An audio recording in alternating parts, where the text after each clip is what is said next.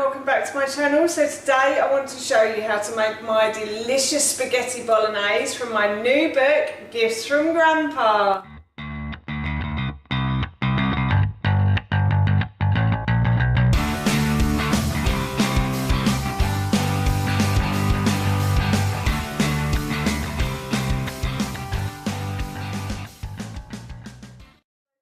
To share with you how to make my delicious spag bowl recipe, but before I do, if you are new to my channel, then hello and welcome.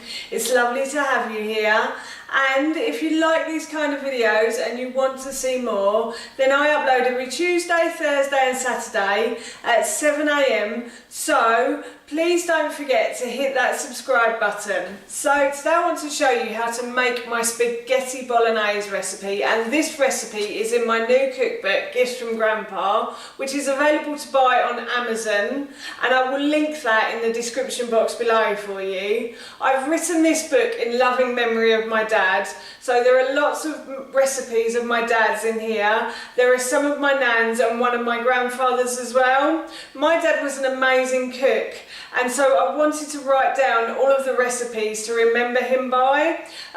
He also believed that everybody should have a home and everybody should have a place to go to. So I've decided that £1 from the sale of each book will go to the homeless charity Crisis.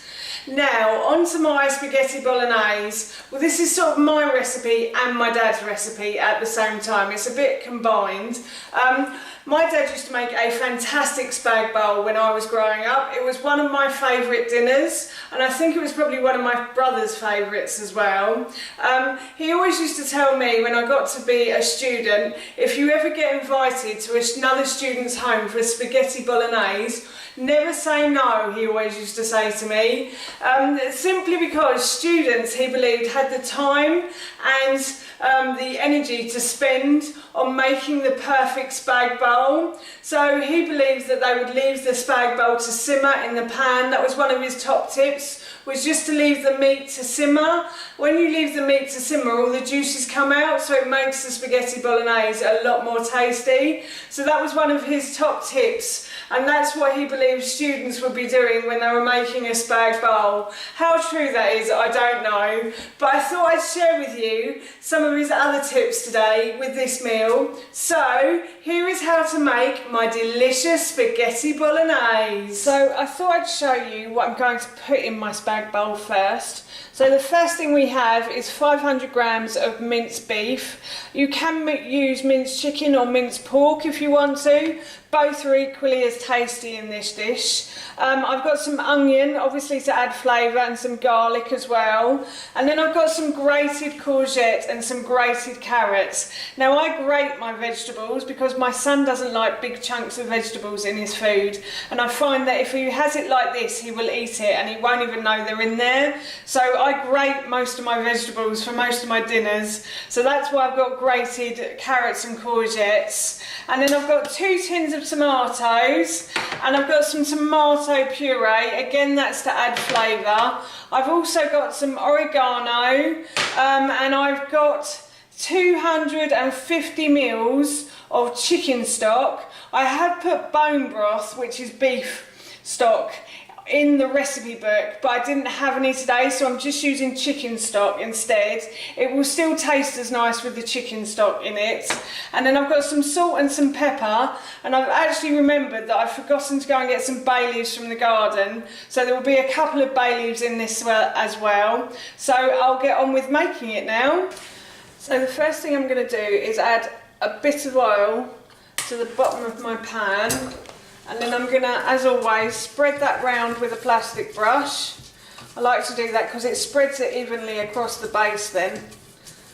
And then I'm just going to wait for this pan to heat up a bit.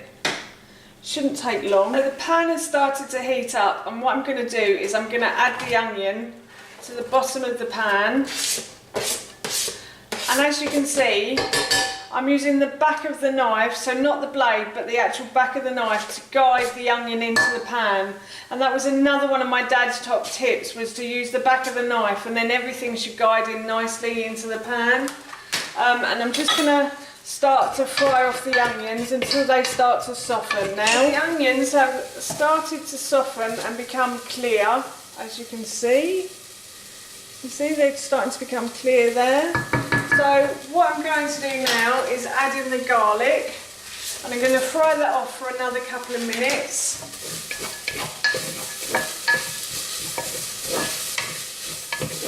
So that's the onions and the garlic fried off, and now I'm going to add in the minced beef, and I'm going to break that up because it was one large lump, and I'm going to fry this until it goes golden brown basically. So as you can see, the minced beef has been nicely browned off now, and now I'm going to add in the last, if I don't drop the knife in the pan, the last of the courgettes and the carrots into this as well now. So the courgettes and carrots are going in now. So I'm going to stir these round. Wait until they're all well mixed in, and then I'm going to add in the tomatoes as well at this point, I think. So I'm going to add in 2 tins of tomatoes, so that 1, 2, and then also at the same time I'm going to add in the chicken stock, and what I'm going to do to get the juice of the tomatoes from the bottom of the can is pour chicken stock in it. I've showed you this trick before, this was actually my grandmother's trick, and then you swirl it round in the bottom of the can, and hopefully it gets most of the excess juice from the bottom of the can, so you've got an empty can. Ooh, I'm dripping it on the floor, but there you go. And then I'm just going to pour the rest of the chicken stock in there as well. Pull those out the way. And then I'm going to mix this round, and I'm going to bring this to the boil, and then I'll leave it to simmer. But before I do that, actually, I need to add in the tomato puree to that. So I'm just going to add in a couple of tablespoons of tomato puree. And I'm also going to add in the oregano and the bay leaves at this point as well. And then I'm going to mix that round. Oh, it smells just like my dad's right now. It really does. Oh, it's so yummy. It smells so good. So good, people. That mixed round. And then I'm going to add some salt and pepper to that as well. Now you can add as much salt and pepper as you like. It's to your taste. So I'm only going to add a little bit of salt in, I think. And that's that. And then I'm just going to, this has now come to the boil, so I'm going to turn the heat down and leave that to simmer until dinner time. So I left the Bolognaise sauce on the hob to simmer for about an hour. You don't have to leave it that long, but as I said, it does make the juices from the meat come out, and it makes it really tasty. So if the longer you leave it, the better it tastes, some people believe.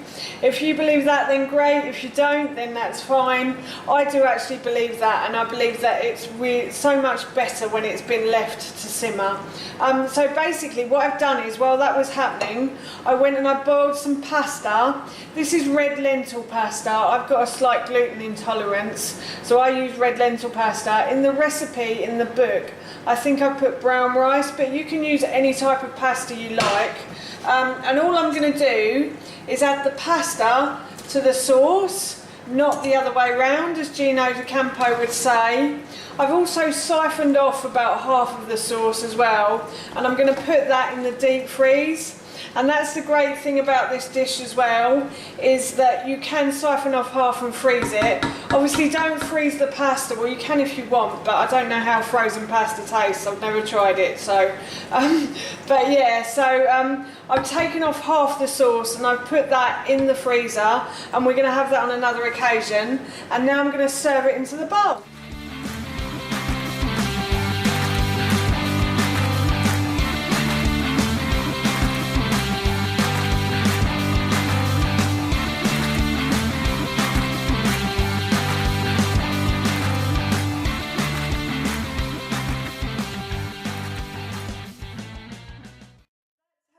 My delicious spaghetti bolognese, and as I mentioned earlier, that recipe is in my new book Gifts from Grandpa, which I will link in the description box below for you, and I will also link the recipe in the description box below too. That's it from me. Thank you so much for watching. Please feel free to give me a big thumbs up if you enjoyed this video, and please feel free to leave any comments below. Do you like spaghetti bolognese, and how do you like to eat yours? I'd love to know, and please don't forget to hit that subscribe button. See you all soon. Bye.